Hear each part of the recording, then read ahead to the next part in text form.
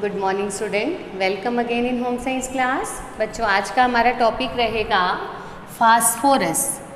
शरीर में कैल्शियम के बाद फास्फोरस की मात्रा जो है वो सबसे अधिक रहती है। हमारे शरीर के अंदर टोटल खनिज लवणों का 1/4 भाग जो है वो फास्फोरस से बना होता है और शरीर के अंदर जो है लगभग 400 से 700 ग्राम फास्फोरस उपस्थित होता है। एक प्रौढ़ व्यक्ति के शरीर के भार का 1% भाग जो है वो भी फास्फोरस से बना होता है। मतलब पूरी बॉडी का 1% भाग फास्फोरस से बना होता है और जितने भी खनिज लवण शरीर में चाहिए होते हैं उसका 1/4 भाग जो है वो फास्फोरस होता है। नेक्स्ट आता है कि फास्फोरस के बॉडी में क्या क्या कार्य हैं। फर्स्ट आ जाता है हड्डियों व दांतों का निर्माण करना। फास्फोरस जो है वो कैल्शियम के साथ मिलकर कैल्शियम फास्फेट बनाता है तथा हमारी अस्थियों व दांतों का विकास करता है। ये हम प्रीवियस क्लास में जब कैल्शियम पढ़ा था तब भी पढ़ चुके थे कि फास्फोरस कैल्शियम के साथ मिलकर हड्डियों व दांतों का निर्माण करता है। शरीर में पाए जाने वाले कुल फास्फोरस का 80% भाग जो है वो इसी कार्य के लिए यूज़ होता है। मतलब टोटल फास्फोरस जितना बॉडी में अवेलेबल है उसका 80% भाग जो है वो हड्डियों व दांतों के निर्माण के लिए उपयोग में लाया जाता है। शेष जो 20% भाग बचता है वो अन्य के कार्यों, बाकी के जो कार्य हैं, अन्य कार्य हैं, उनमें उपयोग हो जाता है। नेक्स्ट फास्फोरस का कार्य आता है अम्ल व क्षार के संतुलन में सहायक। फास्फोरस जो है वो शरीर के अंदर एक बफर पदार्थ की तरह कार्य करता है। बफर पदार्थ वो होते हैं जो ना तो आम्लिक होने देते हैं शारीरिक द्रव्य को, ना ही उसे अधिक क्षारीय होने देते हैं। तो ये एक बफर पदार्थ की तरह भी कार्य करता है कि शरीर के द्रव्यों को ना तो ज़्यादा अम्लीय होने देता है ना ही ज़्यादा क्षारीय होने देता है। नेक्स्ट आता है आवश्यक शारीरिक यौगिकों का भाग। फास्फोरस जो है वो विटामिन B1 जिसे थायमिन भी कहते हैं उसका एक पार्ट है। मतलब इसको एक्टिवेट करने के लिए, थायमिन को शरीर में उपयोगी बनाने के लिए भी फास्फोरस की आवश्यकता होती है। नेक्स्ट इसका कार्य आता है पोषक तत्वों के अवशोषण व परिवहन में सहायक। हमारे शरीर में ग्लूकोज के अवशोषण के बाद ग्लूकोज जो है वो ग्लाइकोजन में परिवर्तित होकर वो यकृत में जो है जमा हो जाती है।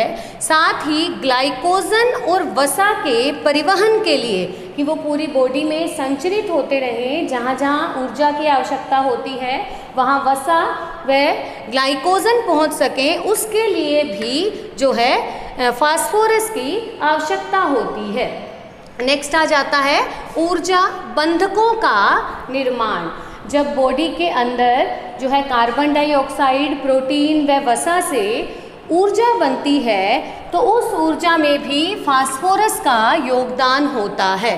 फास्फोरस का एक अणु ADP में जुड़कर उसे ATP में चेंज कर देता है। तो नेक्स्ट बात आती है फास्फोरस की प्राप्ति के साधन।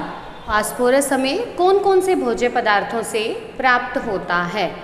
अगर हमारे आहार में कैल्शियम और प्रोटीन की कमी नहीं है तो आहार में फास्फोरस की भी कमी नहीं होती है, क्योंकि फास्फोरस उन सभी भोज्य पदार्थों में उपलब्ध रहता है जिनसे हमें कैल्शियम और प्रोटीन प्राप्त होता है। शरीर में फास्फोरस जो है प्रोटीन के साथ मिलकर फास्फोप्रोटीन बनाता है और वसा के साथ मिलकर फास्फोलिपिड बनाता है। ये हम प्रीवियस क्लासेस में पढ़ चुके हैं। तो फास्फोरस मुख्य रूप से हमें दूध व दूध से बने पदार्थों में मिलता है। दूध व दूध से बने सभी पदार्थों में जिनमें कैल्शियम उपस्थित होता है उनमें हमें फास्फोरस भी अवेलेबल होता है। इसी के साथ साबुत अनाजों में भी फास्फोरस प्रचुर मात्रा में पाया जाता है। साबुत अनाजों के साथ साथ ही विभिन्न प्रकार की जो सब्जियां हैं, सब्जियां व फल, ये भी फास्फोरस प्राप्ति के उत्तम साधन हैं। तो फास्फोरस कम या अधिक मात्रा में लगभग सभी भोज्य पदार्थों के अंदर अवेलेबल रहता है। इसी कारण शरीर में फास्फोरस की कमी नहीं देखी जाती है, क्योंकि ये आहार में प्रत्येक भोज्य पदार्थों में कुछ न कुछ मात्रा में उपस्थित रहता है। लेकिन दूध व दूध से बने पदार्थ, साबुत अनाज और सब्जियां व फल जो हैं, ये फास्फोरस प्राप्ति के उत्तम साधन हैं। नेक्स्ट आता है कमी के प्रभाव।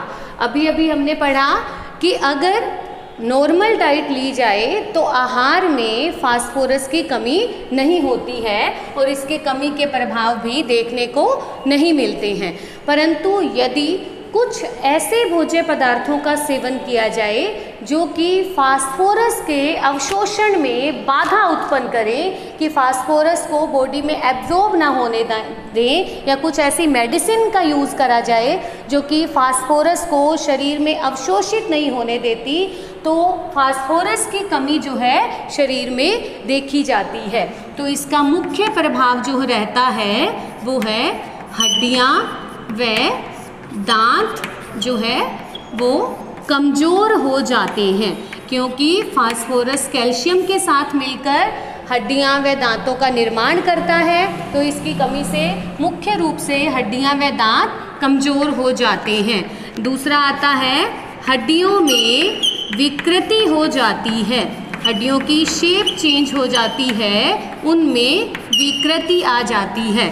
बाकी भूख नहीं लगती है, भूख नहीं लगेगी तो थकावट होती है, चिड़चिड़ापन आता है, कमजोरी हो जाती है। तो ये सिम्टम भी साथ साथ देखने को मिल जाते हैं। तो नेक्स्ट क्लास में हम खनिज लवण सोडियम के बारे में करेंगे। Thank you.